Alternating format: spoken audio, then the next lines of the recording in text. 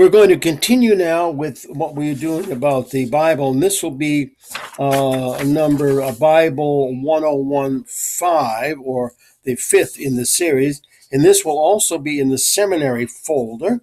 Now we're going to continue with Paul, or St. Paul, or the Apostle Paul, however you want to choose. And I mentioned before that Paul was once Saul, a Jewish intellectual, high-learned individual who did everything he could to get rid of all Christians possible, until the moment happened when Jesus overtook him completely and made him into a completely new person. Now, I said before also that Paul had trouble integrating what was so radically different about Jesus from what he himself had learned in his own tradition. Now, it is my personal opinion, that St. Paul never did integrate all of that completely. Because what I find in these epistles and or letters, that they are called, are some of the same traits of what he carried from his other traditions. So that's an opinion. And as we continue in reading this, we will find that in these epistles, there are, what would you say, these are general letters that can be thought of as addressing to all Christians, not just those that Paul went to. So in other words, if we read them, they all apply to all of us at the present time. Now, so here's are the epistles of Paul. Now, this is after all of the Gospels and after the book of Acts. This is where they appear next. The first one is Romans. Then 1 Corinthians, 2 Corinthians, Galatians, Ephesians, Philippians, Colossians, 1 Thessalonians, 2 Thessalonians, 1 Timothy, 2 Timothy, Titus, Philemon, and Hebrews. Now, I have a note under here saying that the 1st and 2nd Corinthians are of powerful inspiration and have famous teachings on love. And then I make a note on Hebrews may not be by Paul. It is also considered by some to be an esoteric book on the order of the Gospel of Matthew. Now, we're going to go into what are called general Christian epistles, not necessarily written by Paul, but they are general Christian epistles. And here are the 7 of them, which are often called letters. The first one is called James. Now, this is a very interesting letter which reflects the early Christian community, which could have grown up through the times of Jesus.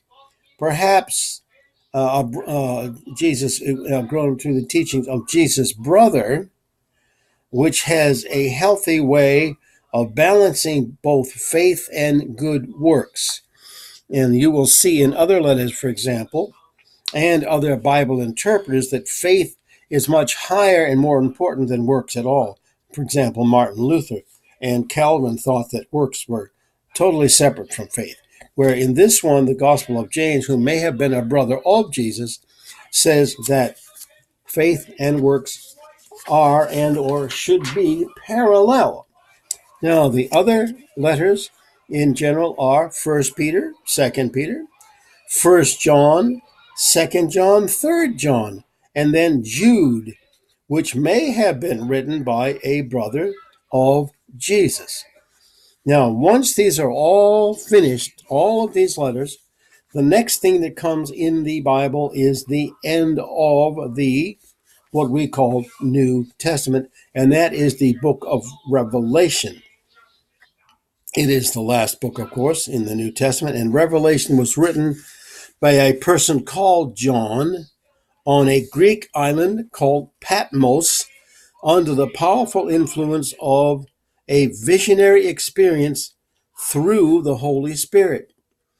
It is heavy and profound. It is thick in symbolism and metaphors and visionary material. There have been very many attempts to interpret this book, all of which have merits. This book is eschatological and apocalyptic, dealing with the end of an era, an epoch, or the world.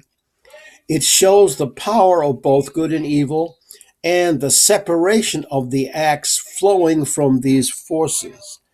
It reveals the inner world of the spirit and the higher reality which are at work at all times just out of the reach of our awareness. Now, the book of Revelation, and I don't know if I go into detail later, but I have one particular book, and I've mentioned it before, that has the 4 ways of interpreting the book of Revelation.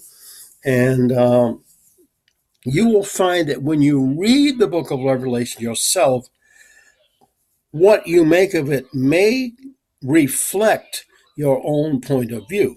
But we must realize when we deal with the book of Revelation that there are many points of view, many interpretations. Some find it almost all literal meanings of words, unless it really shows it's symbolic. Others tend to think most of it is symbolic and visionary because of the kinds of experience St. John had, and therefore cannot be interpreted in terms of our own understanding because it goes beyond our own understanding. Now, the next section we will get into is, well, this is the end of the general section. The next section we will get into is called the making sense of the Bible. And this goes into more detail. And before we get into that, I will tell you I have one quote to begin that. And this is a very interesting quote. It says, "The doors of the invisible must be visible." This is from René Dumas, Mount Analog, which is one of the great books written by a powerful student of George Ivanovich Gurdjieff, who was René Dumas. So I have taken that as an introduction to making the Bible more visible than it usually is through my next section. We will continue now getting into the Bible in more detail when we go to the next section. We hope you have enjoyed this presentation.